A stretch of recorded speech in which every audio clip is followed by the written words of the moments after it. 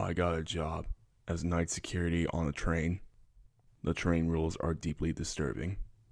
Written by Not Necessarily.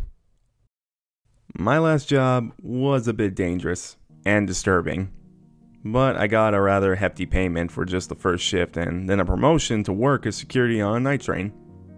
My last job was working as a night guard for my local subway station. If you want to know about my previous job, read my last series. Although it's not necessary to read my last series, it will definitely help you understand my situation better. This morning I got a text from my employer.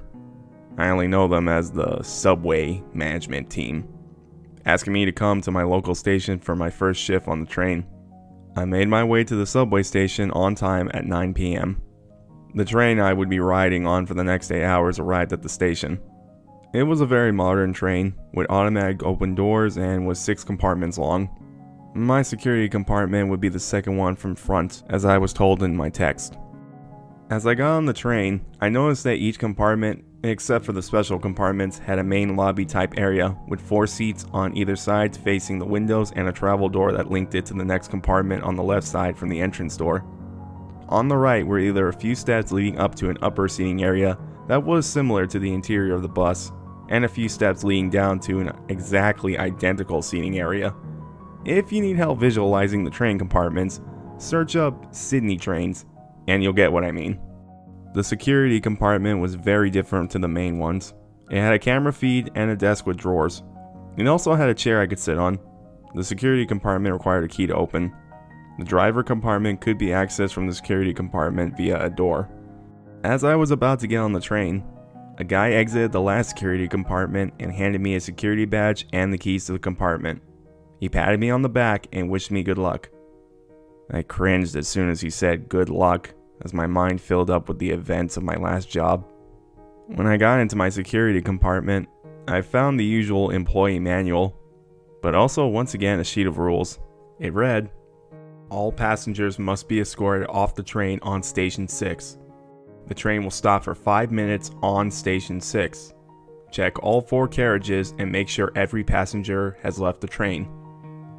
After the train has left Station 6, go back to the security compartment, which is at the front and will have a door labeled security compartment. You must do this as soon as the doors of the train station start closing. Run if you have to. If you hear people talking, stay put inside your security compartment and check the camera feed. If you see people sitting in compartment 4, immediately disable the automatic doors that connect compartment 4 to 3. You must do this as soon as possible before they notice. If they even glance at the camera, they have noticed.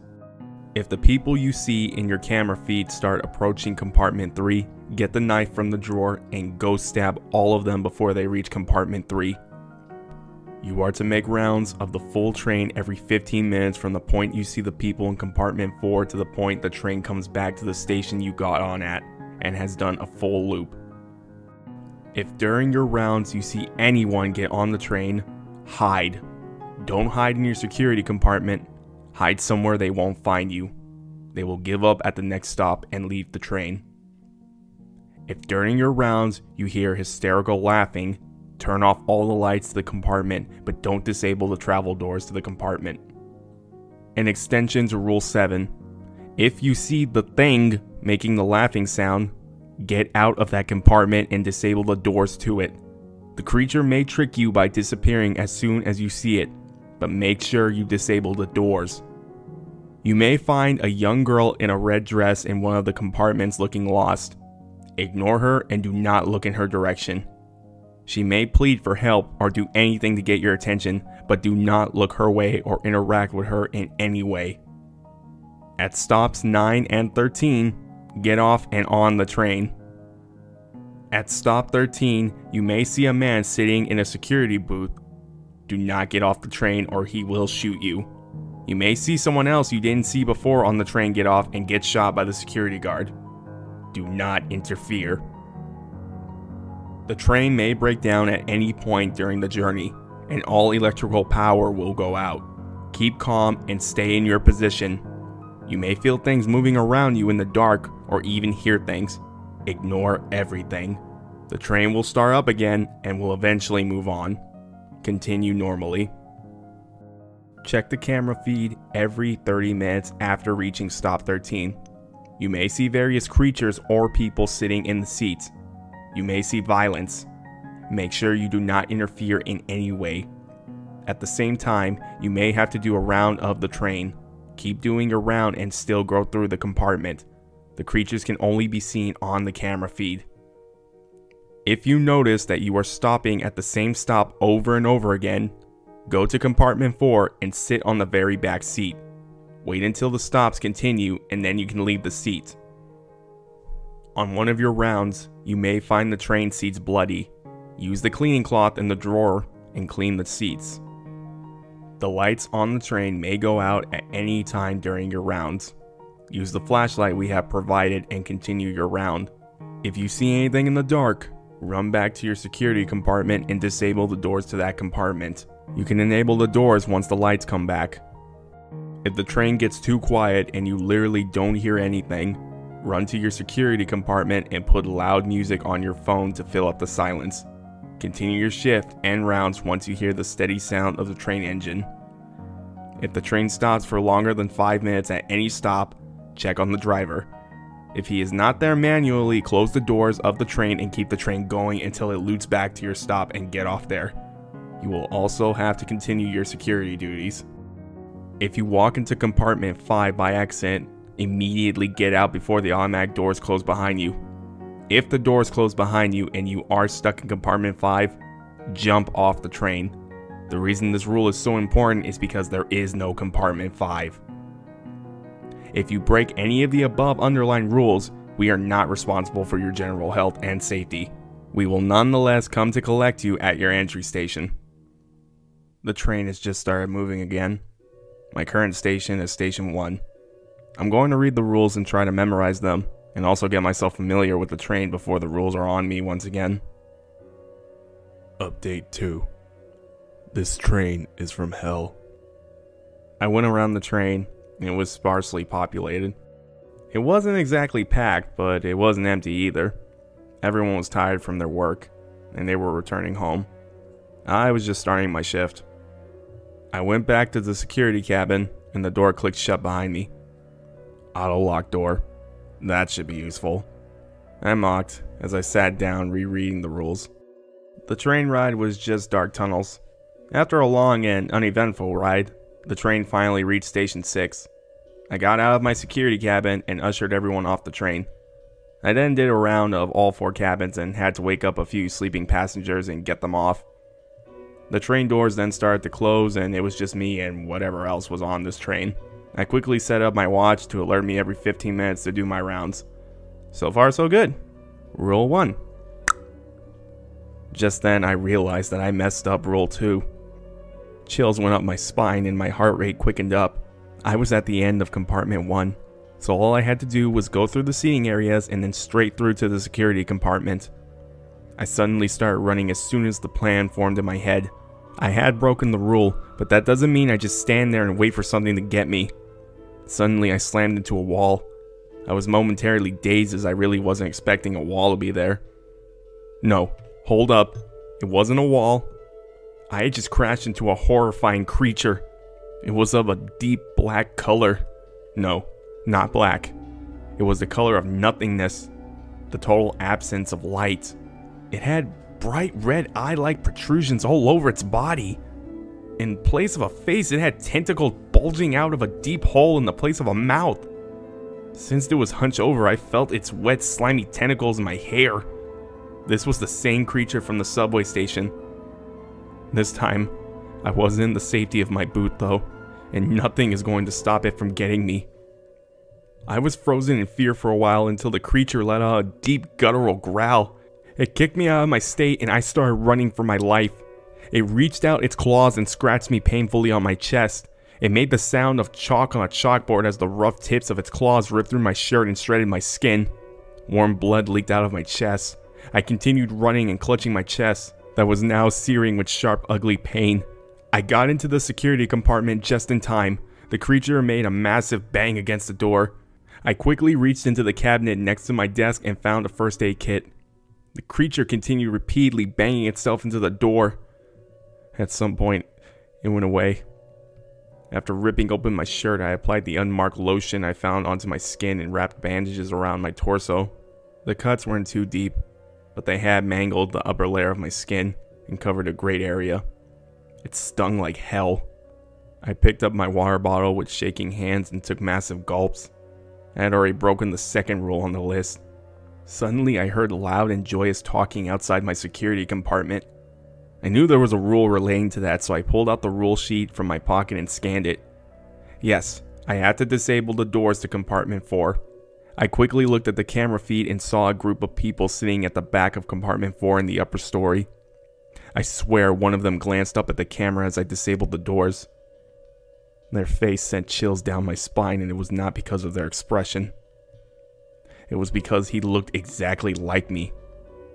No, he was me. And then all 4 of them looked up. They were all copies of me. Their wide, creepy grins sent chills down my spine. They suddenly got up and walked towards the travel doors in unison. Luckily, I had disabled the doors as soon as I heard the voices. And guess what? Just then, my watch beeps to politely tell me that it was time to take a relaxing round of the train. I picked up the knife from the drawer and made sure I had disabled the doors to compartment 4. All the other compartments were empty, but when I reached the end of compartment 3, where the travel door was to compartment 4, I saw a sight that snapped my mind. It was a sight that keeps replaying in my mind until now. There they were, the 4 copies of me, pressed against the glass. They looked demented and drugged, drool dripping down their faces, and their eyes went wide at the sight of me. And as if on cue, they all started fighting each other. They fought like wild dogs, biting each other, poking each other in the eye. Blood dripped on the floor like from a tap, but they continued. They mutilated each other. I could not continue watching. They punched and kicked at each other until their faces were unrecognizable. I turned around and ran straight for the security compartment. I started crying hysterically inside and pulled at the locks of my hair. Why the hell did I come back to this job? What are those things? What is this train? I screamed at the walls, but they remained silent in response. I started punching the wall and didn't stop until I noticed blood on my fist. Then I wrapped my hands in bandages. I swear I look like a zombie apocalypse video game character. I am currently typing this up to calm down. So far I've only broken 1 rule. I'll have to go on another round soon. I'm going to keep updating if I'm alive. Pray for me. I want to get out of this hell. Update 3. I'm gonna die on this train. As soon as I posted the last post, the train stopped at station 8. I realized that at the next stop, I would have to get on and off the train. It was also time for another round, so I came out of my security compartment. I looked outside the train doors to check out the station. It was kind of the same as my local station, but had no guard booth. How lucky no one has to work here. My thoughts were interrupted by a fast, dark figure that darted into the train. Wait. Shit! There was a rule about that! Suddenly I remembered the rule and I quickly scrambled for the upper seating area of the first compartment. I had already found myself a very good hiding spot. I slipped under the seats and held my breath. I heard thundering footsteps walk towards me. I also heard heavy panting, the sound someone would make after having nearly drowned. I felt something wet near my feet and looked down. I just suppressed my scream as I saw the pool of blood spreading on the ground. It was a mesmerizing deep red color, consistent throughout. The blood was thick and it oozed slowly to spread across the floor. The footsteps then went away. The train doors closed and the train got moving again. I got up from under the seat and there was no pool of blood on the floor, like I was hallucinating. I composed myself and decided to continue my round. As I reached the end of compartment 3, I realized that the travel doors to compartment 4 were now enabled again. I pulled out the sharp knife that the train guys had provided me and cautiously walked inside. The compartment was empty. Suddenly my eyes caught on the bloody seats. I quickly pulled out the microfiber cloth they had provided me and scrubbed the seats. The blood went away pretty easily. As I got out of compartment 4, the automated PA system announced that it was station 9. Big deal. I continued making my way back and realized too late. Shit. The train doors closed and I cringed at what was going to happen next. Then as all the lights in the compartment snapped out and all the travel doors locked themselves, I went to the entrance doors and tried to pull them open. They wouldn't budge. I heard low moans in the dark. There were many of them. They rose out from under the seats. Some held weapons, and some were barely able to stand.